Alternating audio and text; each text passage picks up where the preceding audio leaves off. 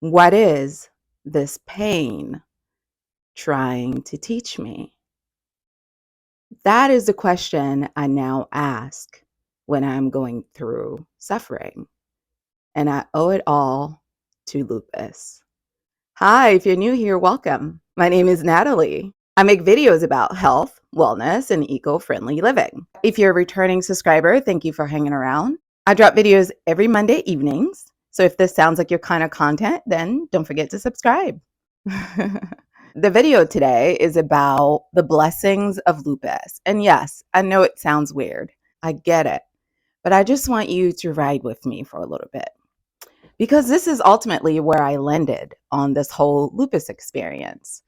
I landed in a place of awareness about what was not working about my life that needed to change. I don't know about you, but for me, before I got diagnosed with lupus, my life was on overdrive. I was always someone who really valued working hard. I appreciated it. I loved it. And in a way, looking back at it, that's where a lot of my self-esteem came from. It came from feeling that I could do anything and that I was capable. And what lupus came to teach me is that that was a fantasy, a world where you're go, go, go all the time, overachieving all the time, and not realizing that that can actually like create wear and tear on your engine, which is your body. I was someone who was constantly pushing themselves beyond whatever is a reasonable expectation of any reasonable human being and who really thrived in that lane of excellence. All of that led to this very, high stress, high drive, life that I was living. And the gift of lupus is that it came to teach me that I didn't have balance, that I needed to redefine what I considered to be my source of self-esteem because suddenly my body could no longer do the things that I used to do. I couldn't run marathons anymore. I couldn't work two jobs anymore. I couldn't be up all night and all day working anymore. I had to find a healthy way to live life. I had to find an approach that was more balanced, more sustainable. I had to find a sustainable approach to life, and the way I was living was not sustainable. So, the gift of lupus, what is this pain here to teach me? It came to teach me, it came to teach me that I am worthy regardless of my accomplishments, which is not something I knew before lupus because I was very much so defining my worth through my accomplishments and through all of the things that I could accumulate as a result of my accomplishments. And I know a lot of us do that, especially living in this society.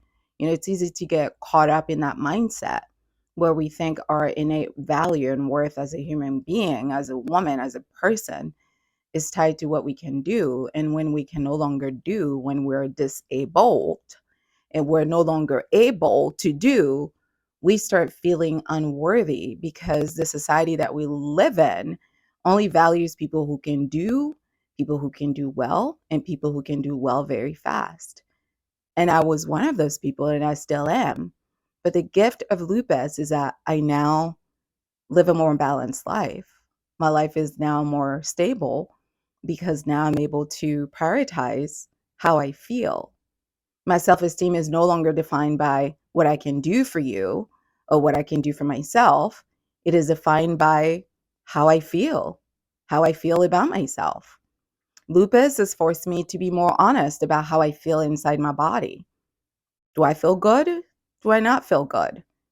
Some days are great, some days aren't. I can't I can't be dishonest about the days that aren't great because my body feels it. I have to honor it. Lupus has caused me to be more grateful for my body. I'm now more grateful than ever. I used to take it for granted. Like, yes, I ate healthy and I exercised, but it wasn't necessarily because I cared about my body. It was because I wanted to be healthy. But now, like, I appreciate my legs. I appreciate my strength. I appreciate my smile. I appreciate my eyes. I appreciate my heart, my stomach. I appreciate all the things my body can do for me, things that I take for granted. Now, I also appreciate the things my body cannot do for me because those things teach me about what my boundaries are. Boundaries. That's another thing that lupus gave me. I always had really good boundaries in my work life, with my background of being a therapist, it comes with the territory. But in my personal life, it was quite a mess. You know, a lot of us who work in these kinds of fields sometimes aren't very good about enforcing our boundaries outside of our work settings. Because work is like where we have to be a little mechanical. So oftentimes in our personal lives, it's like we want a little bit of respite. And sometimes what that looks like is not having very good boundaries. And now, thanks to lupus, I now have very good boundaries everywhere because I can't do everything. I'm not available for anything or anyone at any time because my body literally, quite literally, will not survive with that mindset. I have to look out for me and me first. And that was a gift from lupus because inadvertently, my inability to set those boundaries was going to ruin me in the end, whether I'd gotten lupus or not, because you cannot live that way on that speed and not crash and burn. It's impossible. The other thing that lupus gave me that I wasn't expecting is a deep love of myself on a soul level. And what I mean is, it's a love that transcends my physical appearance. I'm grateful for my physical appearance. I'm grateful that people are often receptive to my face. And, I thank God for that. But there was so much weight in hindsight that I put on that in terms of how I define myself as a woman and my worth as a woman and my value as a woman. And I think lupus taking away things, taking away some of those aspects of my identity, taking away my hair, taking away my weight, changing the form of my face and giving it back to me, and changing my body weight and giving it back to me. All of those things have forced me to love me outside of my representative, outside of my vessel, my canvas. This body is temporary. I'm only borrowing it, but my spirit is always going to live. And when you live with a chronic illness that alters your physical body, you learn to love yourself on a deep soul level because your body is no longer able to be that constant source of dopamine that you need. You have to go deeper. So for that, I'm truly grateful because the way that I love myself now is even like more glorious because it has nothing to do with how I look. I was listening to Whitney Houston the other day, and, when she talks about the greatest love of all, favorite song of all time, it's like I heard it differently for the first time. Suddenly I heard the meaning of it. And the meaning of it is that when you truly love yourself deep, deep, it's not contingent upon exterior factors because those things can be taken away. When you love yourself deep, deep, nothing can be taken away from you that will keep you from loving yourself because you love yourself on a soul level. That's why, you guys know I'm a blogger, so I am in the public space where I create content and strangers get to watch it and give feedback. And sometimes people who don't know me well think that, if they like say horrible things about my appearance, it's going to have an impact on me. Like, like, oh, look at that terrible wig you're wearing, or look at that, those awful teeth that you have that you need to get fixed, or your makeup looks terrible, whatever, like whatever people say. They think like these comments are actually going to make me go, oh my God, like, I'm so destroyed by this. I'm never going to show my face again. I'm never going to do this. Like, they don't understand that because of lupus, I have been transformed in the deepest, most like visceral kind of way. It's like I came very close to death and I rebirthed myself. And in this rebirth, I am invincible. I am indestructible. There's literally nothing you can say to me that will make me not love who I am.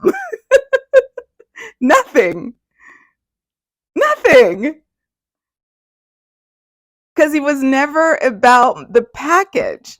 It was always about my spirit, and my spirit is great.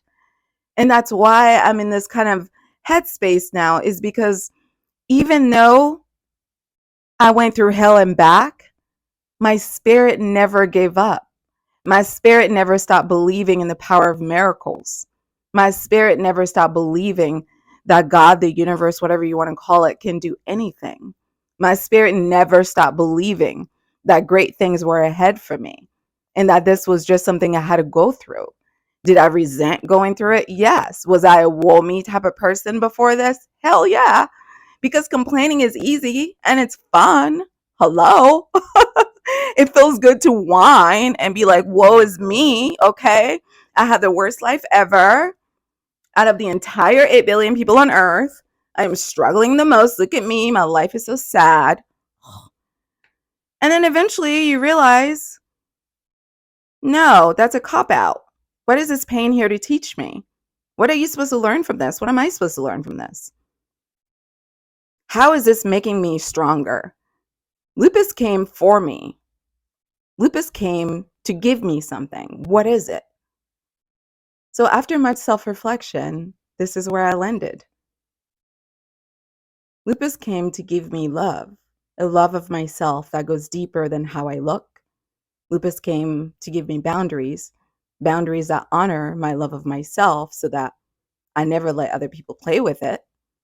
Lupus came to give me flexibility, balance, temperance, focus. Now I'm even better than ever. Now I'm more focused on what's important to me. Now my boundaries are even better. Now I care more about how I feel than how I look. And how I feel is my guide. If it doesn't feel good, I don't do it. If it feels good, I'm here for it. So Lupus came to make me better by reconnecting me with my feelings. And that's why I love this channel. That's why I love the transformation that I made with this channel. Because when I started this channel, it was to go along with me being a reseller on Poshmark. I was reselling some of my fashion items because I'm really into secondhand fashion. And shortly after I started this channel is when I started having symptoms of lupus. I didn't know what was going on, but at first I cut off my hair. And then it became very apparent that my appearance was going to change over time on here because of lupus. And I'm not one of those people who likes living in the shadows and creating alternate storylines about what's true. I like the truth. I like it just the way it is. So I decided to invite you guys into this story because I didn't want to be fake. I didn't want to be talking about reselling when really I'm fighting for my life. So I made a decision to reveal myself and reveal my struggles and be human on here. So I changed the focus of this channel from fashion to health and wellness because that's what life is calling me to right now, to focus on my health and my wellness. And in the midst of all that, lupus also gave me sustainability because the more I got into secondhand fashion, the more I got into green living, the more I got into eating plant-based, the more I learned about the effects of consumerism on the world. And that too became a source of passion that I have. So really, lupus broke me down to my core and built me back up better than I was before. And for that, I am truly grateful. I don't know about you, but I am a deeply spiritual person, and I fundamentally believe that all of the suffering that we experience in this world is really expiation of our sins. I really believe that. And I know a lot of people believe that too. I believe our suffering is to cleanse our karma.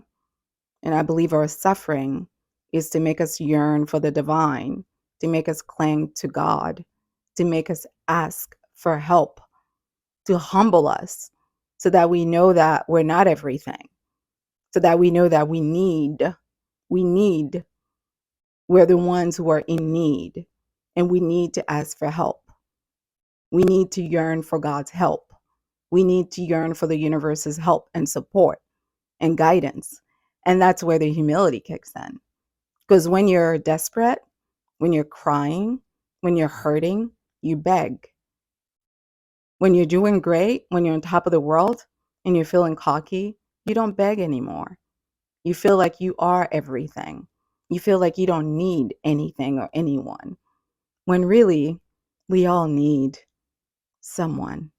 We all need each other. All of us. We're all interconnected and we all need each other. So suffering comes to remind us that we need. I need you. You need me. That's why we're here. We need each other. And that is the beauty of life. No one has to go through it alone. That is the whole beauty of it. And despite what we might think, we're all a lot more alike than we are different. There's truly no human experience that is just unique. There's no kind of suffering that you're going through that you're the only person to ever go through, ever. There's 8 billion people on the planet. It's not statistically possible. All of us suffer, all of us struggle. The purpose of suffering is to learn the lesson that that suffering is bringing. And once you master that lesson, the suffering leaves because you lean into the resistance. When you lean into it, it leaves. But when you resist it, it gets stronger. So ask yourself, what is this trying to teach me? What did lupus come to teach me? What did this come to teach me? That is the question. We're no longer doing, woe is me. Why me, Lord? We're not doing that anymore. Now we're doing, what am I supposed to learn from this? So that's where I landed. I don't know where I'll be 5, 10 years, 20 years from now, but that is where I am today. So I wanted to share some of that with you. What about you? How are you dealing spiritually with your lupus? What are some insights that you've gotten about it since you've been living with it? Leave your comments in the box below. Thanks so much for watching. If you like this video, give it the thumbs up. Remember, I drop videos every Monday, so don't forget to subscribe if you like this kind of content. You can follow me on social media at styledunder25. And if you're looking to shop any of my sustainable fashion pieces, you can do so at styledunder.com. Until next time, take care of yourselves. Au revoir!